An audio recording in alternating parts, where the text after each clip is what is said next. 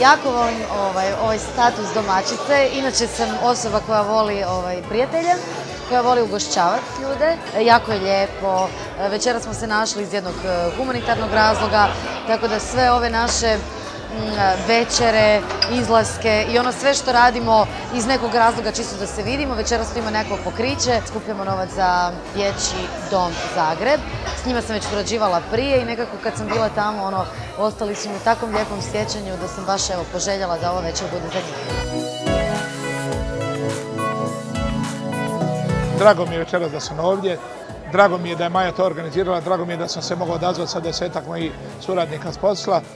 I idući restoran ili ovdje ili negdje gdje se budemo dogovorili, ja ću organizirati večeru također, pozvati 100-tinjak ljudi, tako da ovoj djeci u Nazorovoj još nešto napravimo, da učinimo jedno dobro djelo više i da ljubav caruje u Nazorovoj i da ta djeca koja nemaju dovoljno ljubavi, nemaju oba dva roditelja ili nijednog roditelja, ne budu prikraćena te ljubavi. I zato hvala svima na ovoj dobroti. Ideja cijele priče je genijalna, već sam od prije čula za tu ideju i evo imam čast prvi put sudjelovati u ovom projektu i baš mi je drago da me Maja osobno pozvala i naravno tamo gdje se nalazi netko ko svira, ja sam ta uvijek koja prva priskoči za mikrofon, tako da mislim da je ovo ugodno skoristim.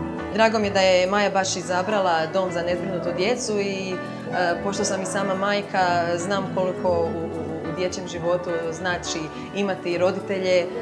Ja sam odrasla bez oca, tako da na neki način to mi je neka glavna misao vodilja, biti u svom životu najbolje od svega biti majka, a sve ostalo je na drugom mjestu.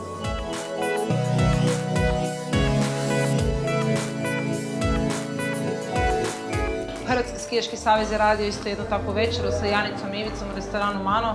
Nažalost, tada sam bila u samoj operaciji pa se nisam mogla pridružiti, no danas mi je večeras iznimna prilika i drago zadovoljstvo. Ideja je uglavnom odlična, čim je projekt kao takav izašao, naravno brzo se to pročuje, večera s porukom Bless Food.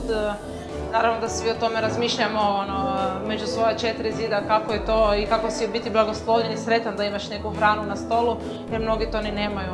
I ako se možemo okupiti, družiti, veseliti za nešto dobro, dapače, za to nikad nije problem ni izdvojiti ni vremena, ni sredstva.